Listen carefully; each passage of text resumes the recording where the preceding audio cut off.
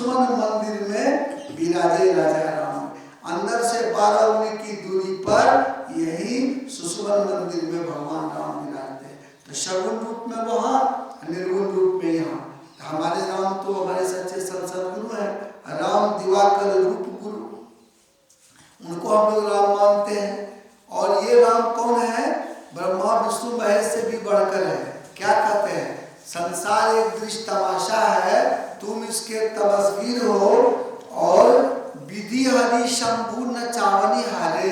ब्रह्मा विष्णु महेश त्रिदेव को तुम न चाहने वाले हो, तेऊ न जाने बरम तुम्हारा। वो त्रिदेव भी तेरे बरम को नहीं जान सकता और तुम्हें को जान नहीं हारा, और तुमको कौन जान सकता है? सोचिए कैसा राम है हम लोगों का, जो एक महान यंत्र की नाई परिचालित होता रहता है, जो न व्यक्ति और न व्यक्त है, जो माइक विस्तृत तत्वहीन है, जो अपने से बाहर कुछ भी अवकाश नहीं रखता है। वो एक इशारा पर संपूर्ण विश्व ब्रह्मांड को नचा रहा है। कैसा राम है? उसको ब्रह्मा विष्णु महेश भी नहीं जान सकता। तो जब त्रिदेव नहीं जान सकता तो 56 करोड़ देवता कैसे जानेगा? नहीं जान सकता है। कारण क्या है? ये बढ़िया समझिए, संत मत के लोगों को भी सही जानकारी नहीं है, इधर उधर अगरबत्ती दिखाते रहता है। क्या कहते हैं रामचरितमानस में वाल्मीकि जी क्या कहने कृपा की कि राम ये सब आपको क्यों नहीं जान सकता है? सब देवी देवता प्रकृति के अंदर है। हमारे जो राम है वो कहाँ है? प्रकृति पार प्रभु, सब उर्वासी, ब्रह्म निरीह, विरज विनाशी। वह प्रकृति के तीनों गुणों के पार में है, 3 काल के पार में है, सब क्षेत्र छरा परा परा पर और अक्षर पार में, निर्गुण सगुण के पार में, सत असत रूप के पार में, सब नाम रूप के पार में, मन बुद्धि बच के पार में, सबके पार में वो परमात्मा है। जिस ब्रह्म का हम लोग उपासना ये 7 दिनों से ध्यान ज्ञान शिविर में करने आए हैं, ये परमात्मा सबके पार में है। ये सब देवी देवता प्रकृति के अंदर है, इसीलिए प्रकृति के अंदर रहने वाला प्रकृति पार का पता नहीं लगा सकता। तो भगवान वाल्मीकि जी कहते हैं राम ये 3 देव भी तेरे मर्म को नहीं जान सकता, तो और कौन जान सकता है? भगवान राम वाल्मीकि जी के चरणों में गिर पड़ते हैं। रामायण पढ़िए, क्या कहते हैं? गुरुदेव हमको कौन जान सकता है? सोई जाने जय दे जनाई। आपके जैसे संत जब आते हैं वही मेरे बारे में जनाते हैं। कल आप सुने थे भगवान कृष्ण और डकैत को क्या बोले? बोले कि जाओ, जो मैं कौन हूँ मैं स्वयं नहीं जानता, जो बाबा तुमको मेरे पास भेजे हैं वही मेरे बारे में बतलाएगा। कल सुने थे आप, तो वही बतलाएगा। तो इसका मतलब भगवान भी अपना नाम नहीं जानते। राम से बड़ा राम का नाम वो अपना नहीं, वो नाम बताने वाला सदगुरु होते हैं। क्या कहा कि जो है आपको मुझे कोई नहीं जान सकता, सोई जाने जय दे जनाई। आपके जैसा संत जब आते हैं तब हमको जनाते हैं। तो देखिए भगवान को कैसे जानते हैं?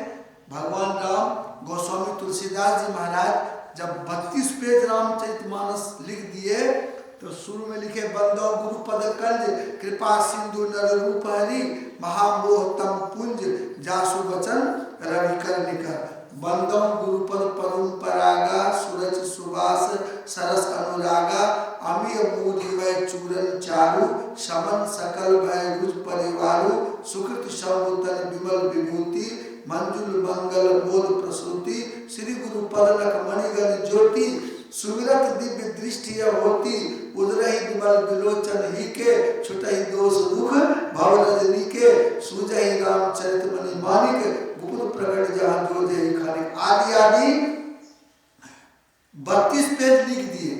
जब 33वां पेज में गए गोस्वामी जी भगवान राम को रहा नहीं गया। ये सब अंतर की चीज है।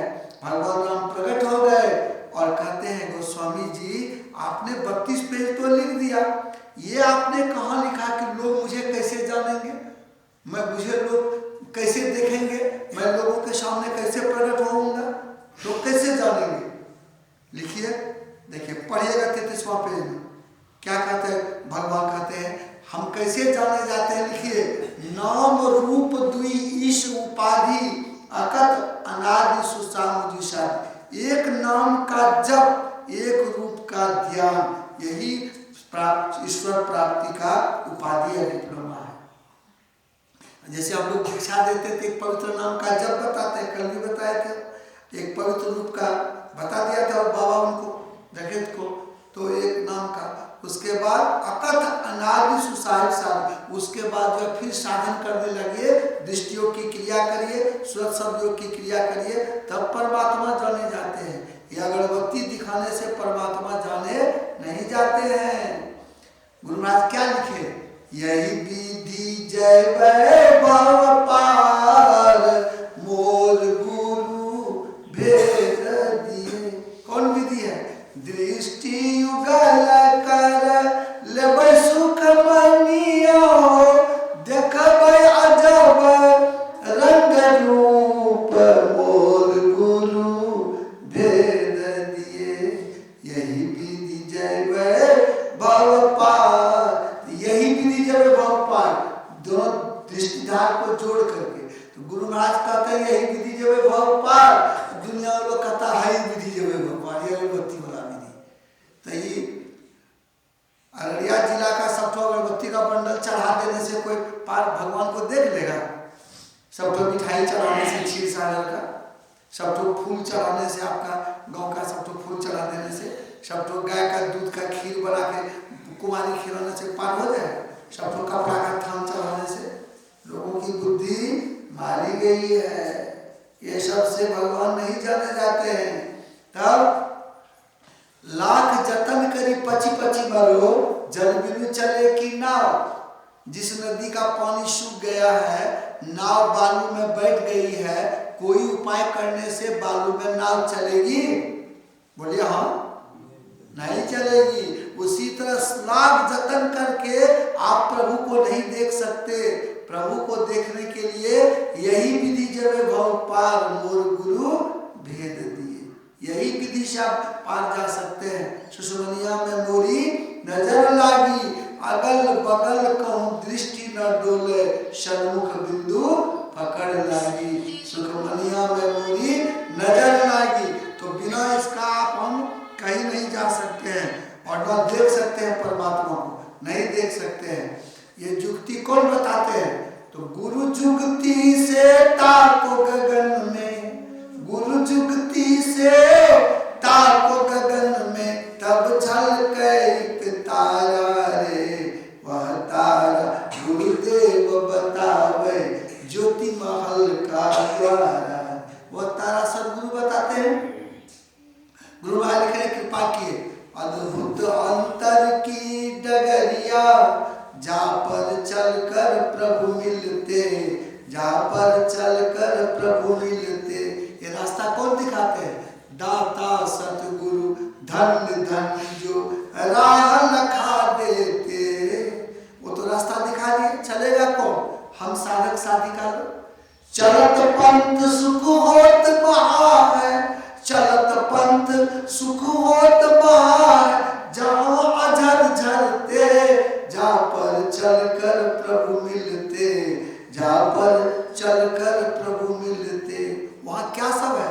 अमृत ध्वनि की नौबत जार। बताइए कितना सुंदर सुंदर चीज हम लोग के सामने में है। अमृत ध्वनि की नौबत जार, बड़ भागी सुनते, सुनत लखत सुख लहत अद्भुति, सुनत लखत सुख लहत अद्भुति, में ही प्रभु मिलते, जा पर चलकर प्रभु मिलते। वो रास्ता दिखाने वाले सदगुरु है। चेतावर बात पढ़ी, क्या लिखे कृपा के? सदगुरु भेद बतावे, हो रामा अधर डगर को। उस शून्य का रास्ता सदगुरु बताते। कज्जल केंद्र सुई अग्रदर हो, उस पर कोई चलेगा तब की?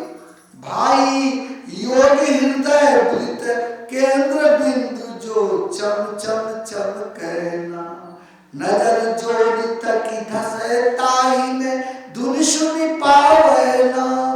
सूरत शब्द की करे कमाई, सूरत शब्द की करे कमाई, निज घर जावे ना, जो चम चम चमकना। भाई योग हृदय, ये हृदय